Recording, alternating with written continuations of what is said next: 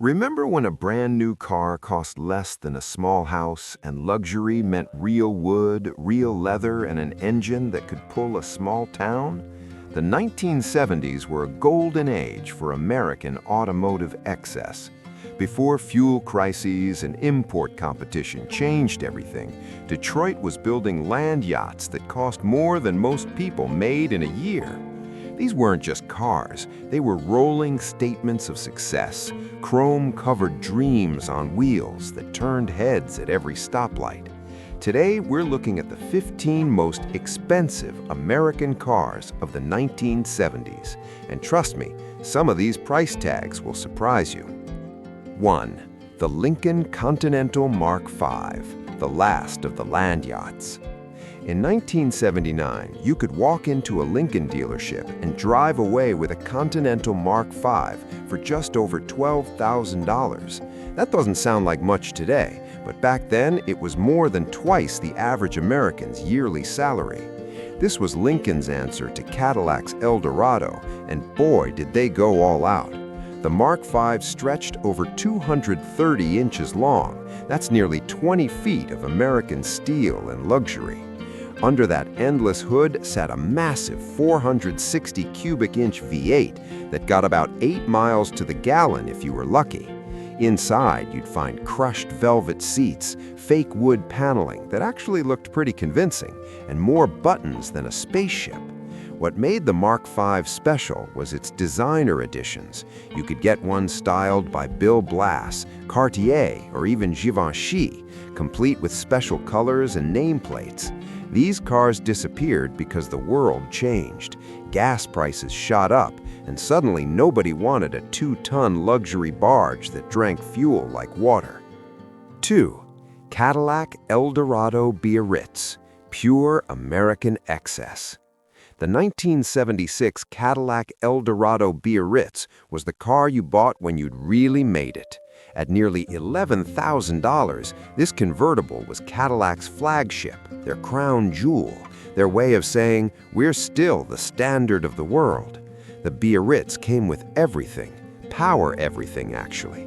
Power seats that adjusted 6 ways, power windows, power locks, even a power trunk pull-down.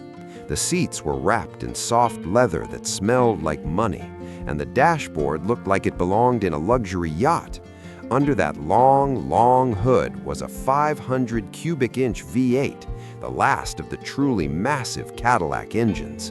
What really made the Biarritz special was that 1976 was the last year you could buy a convertible Cadillac until 1984. Cadillac thought Americans didn't want convertibles anymore, and for a while they were right. These beautiful beasts faded away because they were just too big, too thirsty, and too expensive to keep running when times got tough. 3. Stutz Blackhawk, the ultimate status symbol. Here's a car most people have never heard of, but in the 70s it was the ultimate flex.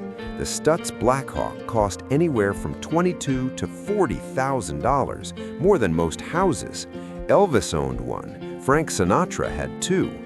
The Stutz Motor Company had disappeared back in the 1930s, but a businessman brought the name back in 1970 with one goal: build the most expensive American car money could buy. The Blackhawk was built on a Pontiac Grand Prix chassis, but you'd never know it. Stutz covered it in hand-formed Italian bodywork that looked like nothing else on American roads. Inside, you'd find leather from Scotland, wood from England, and carpet so thick your feet would disappear. Each car took over 1,500 hours to build by hand, and only about 6 were made each year. The Blackhawk disappeared because, well, who could afford a $40,000 car in the 70s? Only celebrities and oil tycoons, and even they moved on to European exotics. 4. Cadillac Fleetwood Brougham d'Elegance, the smooth operator. The 1977 Cadillac Fleetwood Brougham d'Elegance was what your successful uncle drove, the one who owned a car dealership or maybe a few restaurants. At around $10,000, it wasn't quite as pricey as the Eldorado, but it made up for it in pure presence. This was Cadillac's longest sedan, stretching 233 inches from chrome bumper to chrome bumper. The d'Elegance package added tufted leather seats that looked like Victorian furniture, extra sound insulation, and enough fake wood trim to panel a small room. The Brougham rode on Cadillac's softest suspension, making every trip feel like you were floating on a cloud. The 425 cubic inch V8 provided plenty of smooth, quiet power, emphasis on quiet. What made the Fleetwood special was its rear seat. It was designed for being driven, not driving. Rich folks sat in the back while the chauffeur handled the front. These cars vanished when Cadillac downsized everything in the early 80s, trying to compete with more efficient imports. 5. Lincoln Continental Town Car, the businessman's choice. In 1978, the Lincoln Continental Town Car cost about $11,000 and was the car of choice for bankers, lawyers, and anyone who wanted to look successful without being too flashy. Lincoln had been building town cars since the 20s, but this 70s version was peak American luxury.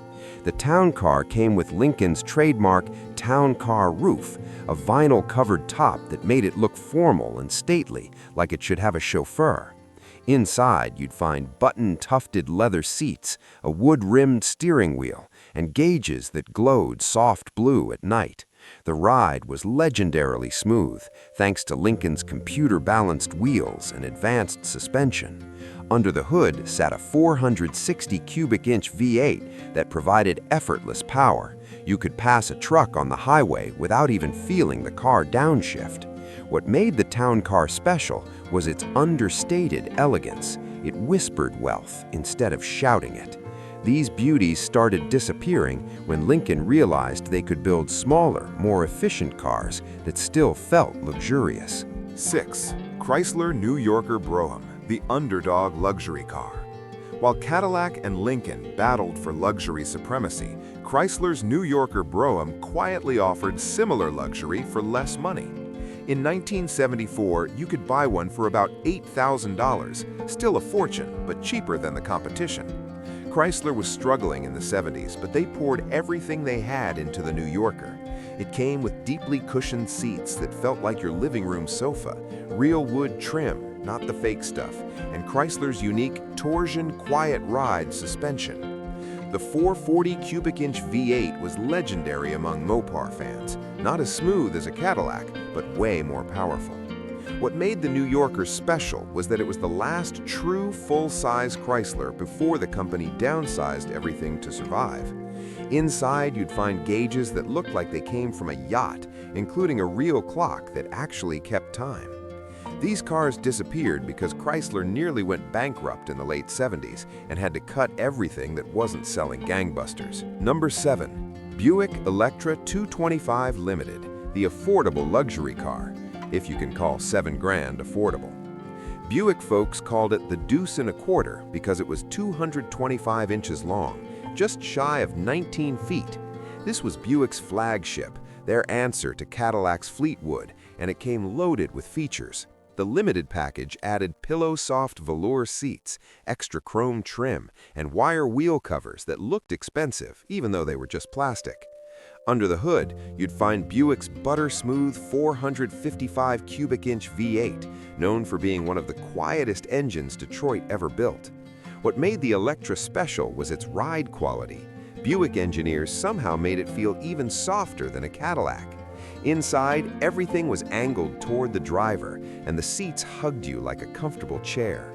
The Electra faded away when Buick downsized their entire lineup in 1977, replacing this land yacht with something that was good, but just not the same. Number 8. Oldsmobile Tornado, the front-wheel drive wonder. The 1970 Oldsmobile Tornado was a car that confused a lot of people, in the best way. At around $6,000, it was expensive for an Oldsmobile, but you got something truly unique. This was one of the few American cars with front-wheel drive, which seemed crazy for such a big, powerful vehicle. The Tornado stretched over 214 inches and weighed 2 tons, but it handled curves better than most cars its size. Under that long hood was a massive 455 cubic inch V8, sending power to the front wheels, an engineering feat that still impresses today.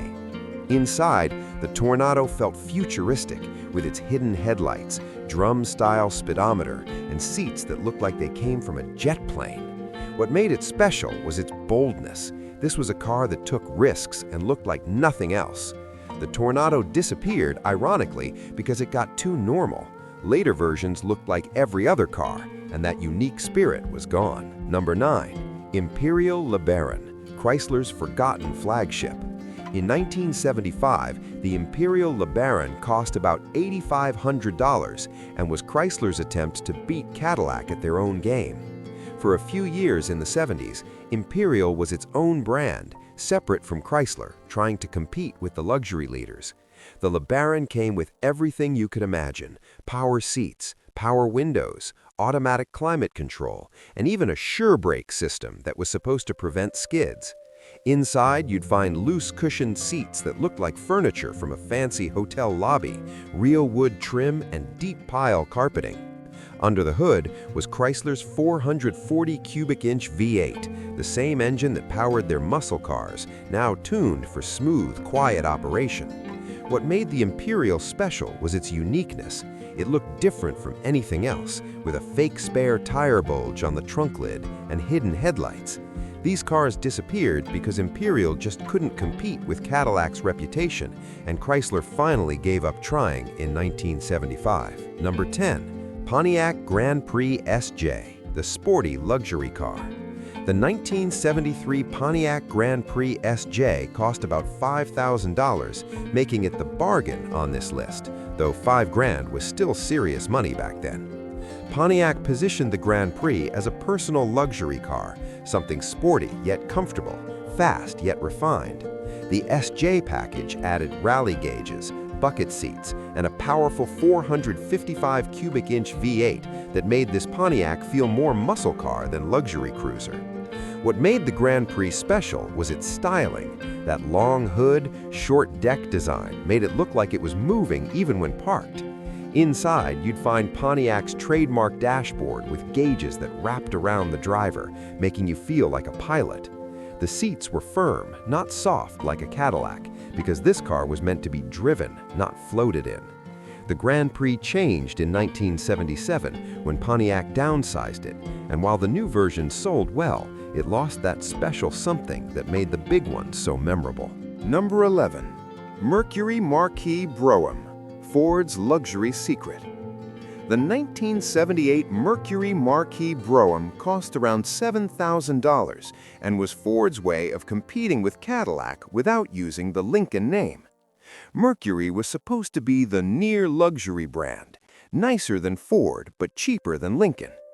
The Marquis Brougham delivered on that promise with soft velour seats, full instrumentation, and more sound insulation than the average apartment wall. Under the hood, you'd find Ford's 460 cubic inch V8, the same engine used in Lincoln's, providing plenty of smooth power. What made the Marquis special was its value. You got nearly Lincoln luxury for thousands less. Inside, the dashboard featured fake wood that actually looked pretty good, and the seats adjusted to fit almost anyone. The back seat was enormous, able to seat 3 adults comfortably, which was saying something. These cars faded away when Ford realized Mercury was confusing customers. People either bought Fords or Lincolns, and Mercury was stuck in the middle. Number 12. Dodge Monaco Brougham, the police car goes fancy. The 1977 Dodge Monaco Brougham cost about $6,000 and had an identity crisis. Was it a police car or a luxury car? The regular Monaco was famous as a cop car, chasing criminals in cities across America, but the Brougham package tried to add some class. You got plusher seats, more chrome trim, and vinyl tops in colors like moon dust metallic that made you forget about those police associations.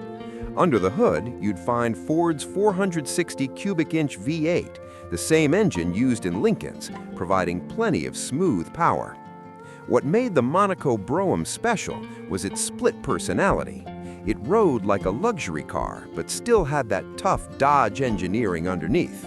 Inside, the dashboard was all business, with simple gauges and big switches you could operate wearing winter gloves. The Monaco disappeared after 1977 when Dodge downsized their entire lineup, replacing these beasts with smaller, more efficient cars that nobody really loved. Number 13. AMC Matador Coupe, the forgotten fastback. The 1974 AMC Matador Coupe cost about $4,500 and was American Motors' attempt to build something exciting. AMC was the little guy in Detroit, always struggling to compete with the big three. The Matador Coupe was their moonshot, a fastback design that looked futuristic and aggressive.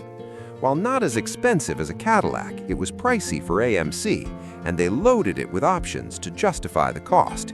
You could get a 401 cubic inch V8, bucket seats, and Barcelona luxury trim that added fake wood and extra padding. What made the Matador special was that it looked like nothing else.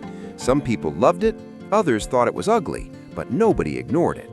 Inside, AMC included features that bigger companies charged extra for, trying to offer more value. The Matador Coupe vanished after 1978 because AMC was dying and buyers weren't interested in luxury cars from a struggling company. Number 14. Ford Thunderbird Town Landau, the personal luxury king. The 1977 Ford Thunderbird Town Landau cost about $6,500 and represented Ford's idea of personal luxury. The Thunderbird had been Ford's answer to the Corvette, but by the 70s it was a luxury cruiser, not a sports car. The Town Landau package added opera windows, those little round windows in the roof pillar that screamed 70s luxury, plus velour seats and extra chrome. Under the hood, you'd find Ford's 460 cubic inch V8, the same engine used in Lincolns, providing plenty of smooth power.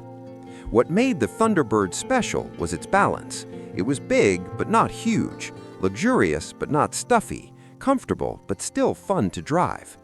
Inside, the dashboard featured Ford's trademark easy-to-read gauges and a center console that made you feel sporty even though you were driving a luxury car. The 1977 Thunderbird was the last of the big ones. Ford downsized it dramatically for 1980, and while the new version sold well, it lost that special presence. Number 15. Chevrolet Caprice Classic Estate Wagon, the Family Hauler Deluxe. The 1976 Chevrolet Caprice Classic Estate Wagon cost about $5,500 and was the most expensive way to haul your family around. This wasn't just a station wagon, it was Chevrolet's flagship wagon, loaded with luxury features. The estate package added fake wood paneling on the sides, making it look like a yacht on wheels. Inside, you'd find 3 rows of seats that could hold 8 or 9 people, plus cargo space that could swallow a month's worth of groceries. Under the hood, the 400 or 440 cubic inch V8 provided plenty of power to move all that weight. What made the Caprice Estate special was that it represented the peak of American station wagon development. Nothing before or since has been quite this large or luxurious. The third row seat faced backwards, giving kids a great view of the cars behind them. These wagons vanished in the 90s when minivans and SUVs took over, but for one brief moment, they were the kings of family transportation. The 1970s were the last gasp of American automotive excess, a final decade when bigger was better, and fuel economy was somebody else's problem. These 15 cars represented the best America could build before the world changed forever. Sure, they drank gas, took up 2 parking spaces, and probably contributed to global warming, but man, they had style. They had presence. They had that indefinable quality that made you want to slide behind the wheel and cruise down to the drive-in, one elbow out the window, feeling like you owned the world. If you enjoyed this trip down memory lane, hit that like button and let us know in the comments which of these 70s land yachts you'd love to own today. And don't forget to subscribe. We're always digging through the archives, finding more stories about the things that made America great. See you in the next one.